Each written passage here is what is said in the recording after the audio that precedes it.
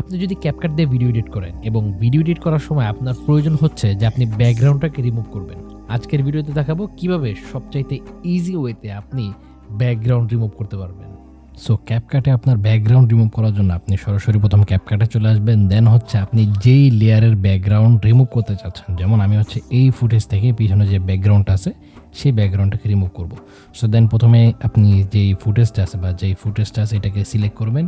Select করার পর আপনি সরাসরি উপরে এখান থেকে চলে আসবেন ভিডিও যে অপশনটা আছে ভিডিও।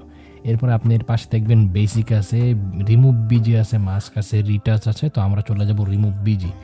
রিমুভ বিজিতে আসার পরে আপনি এখানে অটো রিমুভাল যেটা আছে অটো রিমুভালে ক্লিক করবেন।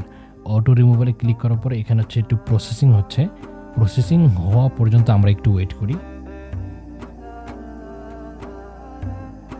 ওকে, সো আমাদের প্রসেসিং কমপ্লিট। এখন হচ্ছে আমরা দেখতে পাচ্ছি আমাদের যে ব্যাকগ্রাউন্ড আছে এটা কিন্তু অলরেডি রিমুভ হয়ে গেছে।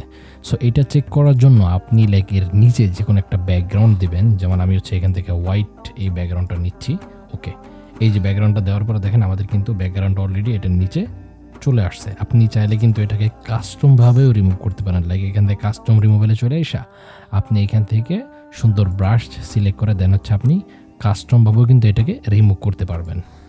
সো আপনারা যারা যারা ভিডিও এডিটিং রিলেটেড কন্টেন্টগুলোকে পছন্দ করেন, আপনারা চাইলে কিন্তু আমার চ্যানেলটা সাবস্ক্রাইব করে রাখতে পারেন, যাতে পরবর্তী সকল টিপসগুলো সবার আগে আপনি জানতে পারেন।